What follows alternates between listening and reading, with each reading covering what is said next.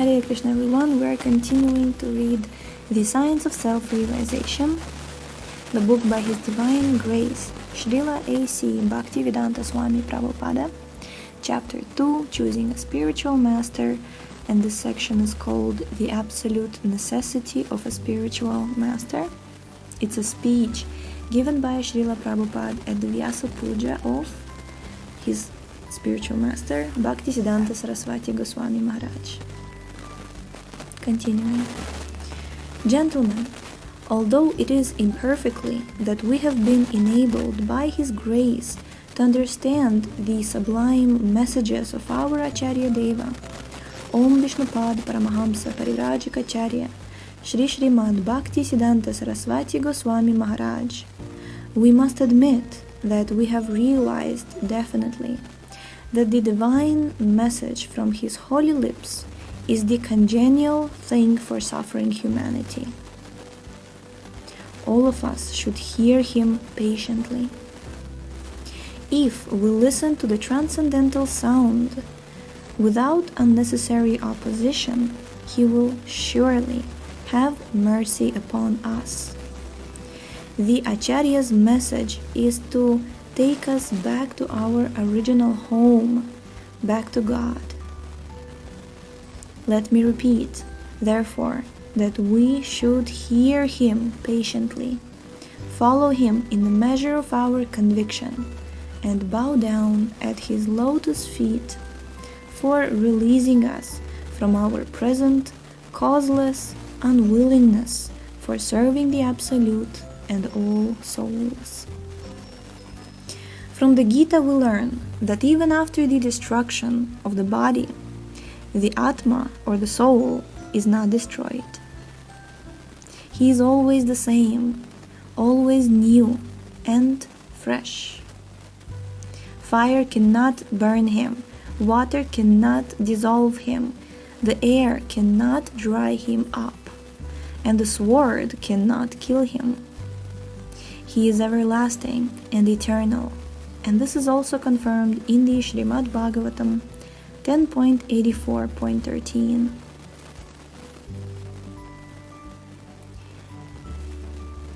Yasyatma buddhi kunape tridhatuke svadhi kalatradishu bhauma ijadhi yattirtha buddhi salilena karhichit janeshvabhigyeshu sa eva gokara.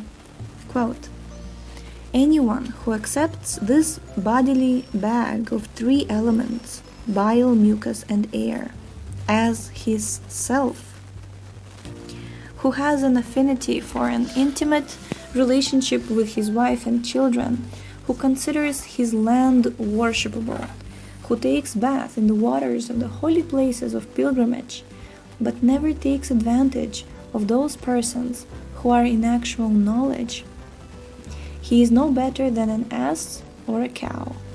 Unquote. Unfortunately, in these days, we have all been turned foolish by neglecting our real comfort and identifying the material cage with ourselves. We have concentrated all our energies for the meaningless upkeep of the material cage for its own sake, completely neglecting the captive soul within. The cage is meant for the undoing of the bird. The bird is not meant for the welfare of the cage. Let us therefore deeply ponder this. All our activities are now turned toward the upkeep of the cage, and the most we do is try to give some food to the mind by art and literature. But we do not know that this mind is also material, in a more subtle form. This is stated in the Gita 7.4. Bhumirapo nalo vayu kammano buddhir evacha ahankara itiyam me bhina prakritirashtadha. Quote, earth, fire, water, air, sky, intelligence, mind, and ego are all my separated energies." Unquote. We have scarcely tried to give any food for the soul, which is distinct from the body and mind. Therefore, we are all committing suicide in the proper sense of the term. The message of the Acharya Deva is to give us a warning to halt such wrong activities. Let us therefore bow down at his lotus feet for the unalloyed mercy and kindness he has bestowed upon us. Gentlemen, we do not for a moment think that my Gurudev wants to put a complete break on the modern civilization, an impossible feat. But let us learn from him the art of making the best use of a bad bargain, and let us understand the importance of this human life, which is fit for the highest development of true consciousness. The best use of this rare human life should not be neglected. As it is stated in the Srimad Bhagavatam 11.9.29.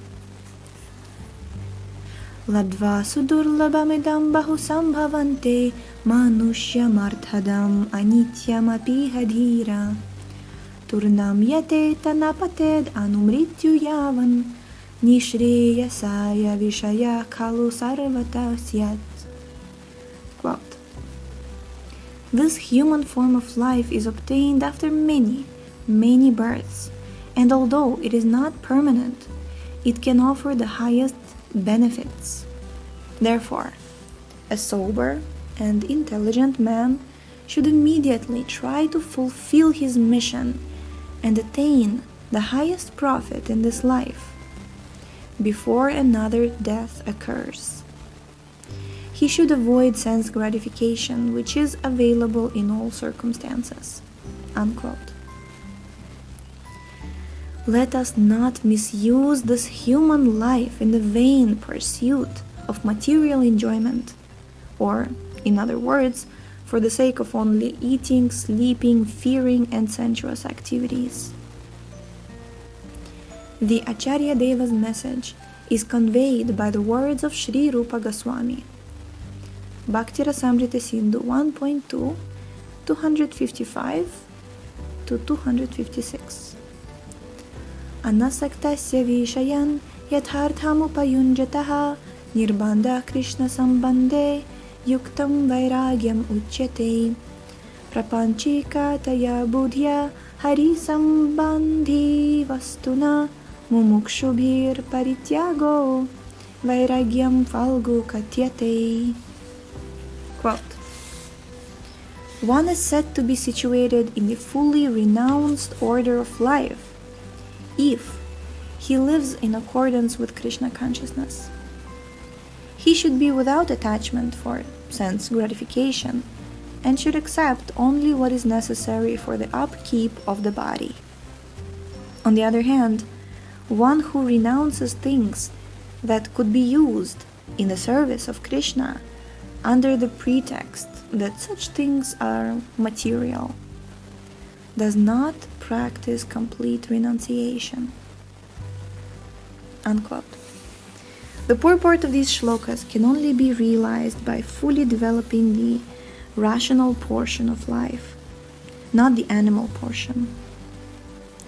Sitting at the feet of the Acharya Deva, let us try to understand from this transcendental source of knowledge what we are, what is this universe, what is God, and what is our relationship with Him. The message of Lord Chaitanya is the message for the living entities and the message of the living world. Lord Chaitanya did not bother himself for the upliftment of this dead world, which is suitably named Martya Loka, the world where everything is destined to die. He appeared before us 450 years ago to tell us something of the transcendental universe, where everything is permanent and everything is for the service of the Absolute. But recently, Lord Chaitanya has been misrepresented by some unscrupulous persons, and the highest philosophy of the Lord has been misinterpreted to be the cult of the lowest type of society. We are glad to announce tonight that our Acharya Deva, with his usual kindness, saved us from this horrible type of degradation. And therefore, we bow down at his lotus feet with all humility. Jai, we are going to stop here for today. We shall continue tomorrow. Hare Krishna.